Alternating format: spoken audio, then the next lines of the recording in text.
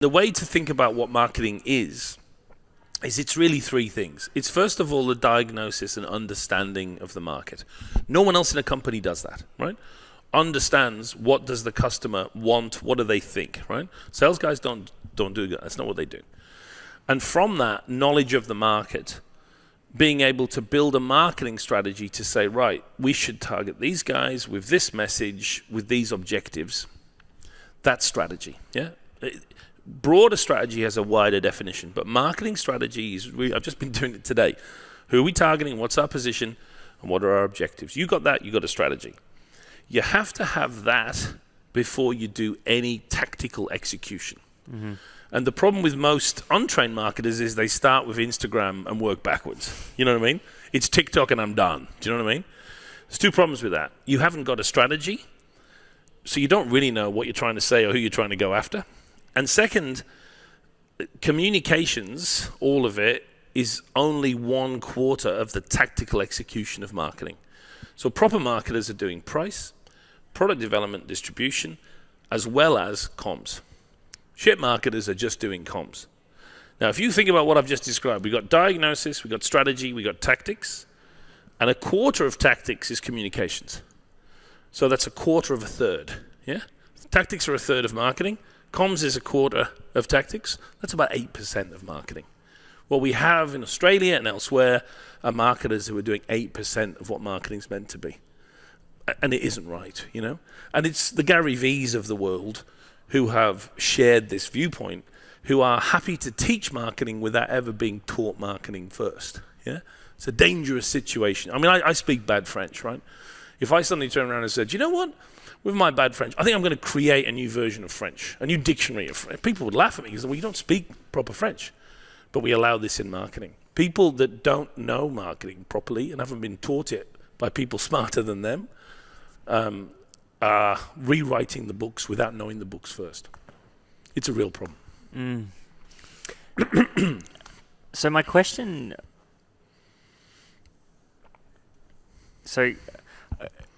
I guess my question, the follow-up question that I would have for that is, what's the fundamental human flaw that gets people into that position? So like, you know, I have a belief that people undervalue ideas, massively undervalue ideas, for sure. And that's why the back end of the spear that you were just talking about is so underappreciated, you know, yeah. And that's, I mean, that would fundamentally come from what you're saying is like they don't have the training to recognize that. That's right. What is that fundamental human flaw? Like, and why do people listen to why do people listen to the Gary Vees? And you know, if you're a business owner out there and you don't have these trainings, like, what do you need to be careful of? Well, there's two problems with the tip of the spear. It is the most visible part of marketing, and it is the one that appears to deliver ROI and money, yeah, at least superficially. So there's an easy ability to see that that's everything. But the main problem is ignorance. Once you get someone for a day and you explain this, and it's happened to me 100 times. I mean, I think Gary Vee's a very impressive guy. I don't rate his marketing knowledge, but I can take a Gary Vee lover, give me 8 hours with them, and they don't hate Gary Vee, but they understand where he's, you know, why he's only 8% of the story. You know what I mean? So it's mostly just ignorance and a little bit of training so that we can give you, you know, linguistic French. Now you can go out and speak proper French. Do you know what I mean? So that's the real problem. Education has got this dirty reputation now. I mean, these guys on Twitter that will say, I never went to business school. I've learned everything I need to learn about marketing from these 10 tweets, right? It's very dangerous, right, that we end up in that world because, great, here's 10 tweets, but you don't need to do down a formal training. Having said that, as we said at the start of this, I do have, the other half of me has great sympathy for these guys who are saying, I'm not going to business school, because business school in most university settings now isn't good enough for the people that want to learn. We've let those people down. So there's two sides to that story, right? Scott Galloway's a good example of someone who's managed to do both, yeah? I think it's a very impressive thing that Scott will talk openly about the failings of universities, but still teach at a university and do it in an applied way. That's partly why he's such an amazing guy. So I want to. The next question I want to go into is like unpacking some of your philosophies, and then also the guiding principles, and kind of go into, I guess, some of those different dimensions that you talked about around, advertising and then we can marketing and brand. But I guess there's actually no, we'll dive straight into it because otherwise I think we'll get stuck here. I'd love to kind of get an understanding of your philosophies on marketing and some of the guiding principles. And I even preface this as if you were walking into a brand new business. And you kind of had to take over their marketing. Where do we start? And what are some of the big questions we have to answer? Yeah, there's a standard journey that we built really out of Harvard in the 1960s and 70s, which is the marketing sequence, right? I structure all my courses that way, and I do my consulting that way. It's probably the best way to do it. And it's kind of a train. I used to teach it as a train track, right? In the sense that the train has to go from the start to the end, and the end is shitloads of cash station. And it has to go through a series of stations. And the first station is market orientation. That's where marketing begins. Market orientation is an incredible mind fuck. And so what market orientation is the realization that you are not the customer. You will never be the customer. The minute you sign your contract to join a company, you'll never be able to see what your product or service or advertising looks like. You can't listen to your podcast and ever appreciate it as a listener would because you produce it. Once you know that, you're market oriented. Most Australian marketers don't know that. They look at their ads and respond to them in terms of what they think, whether it's good or bad. You have no opinion. You need to have cold blood in your veins to do proper marketing, right?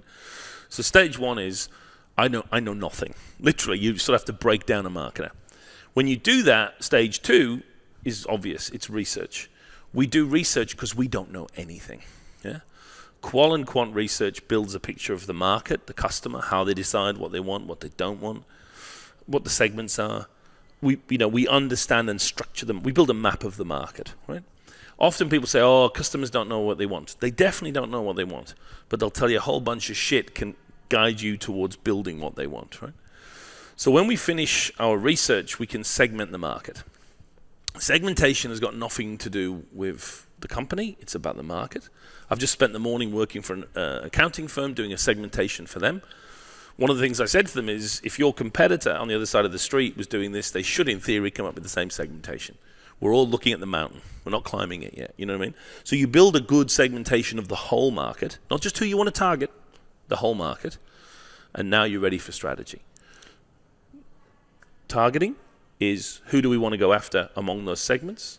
Positioning then is how do I want to position my product or service to that target segment, and what objectives do I have? So that's the strategy piece. And then so positioning is in relation to competitors? Partly. Positioning is in relation to three things. It's called the 3 C's. When you position anything, you position, first of all, to customer. What does a customer really want? That's your North Star, right? What do they really want, right? When I launched Mini MBA, what they really wanted was confidence, right? Position on confidence. But you also talk to customers because they tell you who the competition is. We don't know who the competition is, right? When you talk to customers, they'll tell you. They won't use the competition word. They'll talk about alternatives. And what's fascinating is most companies don't know who their competitors are because it changes with each different segment. And they're often not the companies that the company thinks they're competing with. So yeah, your positioning is who you're going after, what do they want, who are the competition alternatives, how do we position against them, and then finally the company C. What do we offer? Can we deliver on this? You know what I mean? Is it possible? A lot of the problems with brand purpose is the companies doing it aren't legitimate, right? So I'm looking for the things that the customer wants that I can deliver better than or different from the competition. Yeah. If I can find 2 or 3 of those things, we're going to make some money. And the overlay is what they say the value proposition is? Here's where it gets, my practical knowledge beats the marketing vocabulary. Positioning is what a business school professor would call it. Consultants might call it a value proposition, brand attributes, brand DNA, brand associations, brand character. It all means the same fucking thing. And one of the things I do with my clients is I say, I don't care what you call it magic moonbeams, but you've got 3 brain cells in your target customer's head. What are the 3 things you want to drop into their head? But don't give me, as every client that's bad has, a brand personality, a brand purpose, brand character, a value proposition, brand flavor, tone of voice. They have these giant decks, and it becomes like throwing shit against a wall and nothing will stick. Tightness.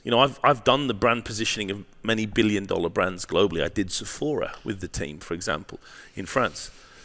We got it down to 4 things. Yeah, if we can get a $10 billion company down to 4 things, you can do it with most brands. 4 is much harder than 20. So a good position is pretty tight. Yeah. So if I've got my targets and my position, and then a few clear objectives about either driving awareness or repeat purchase or consideration, I got myself a strategy. Yeah, we'll go down, baby girl, we'll go down. They're about to see us shine, 'cause we'll go down.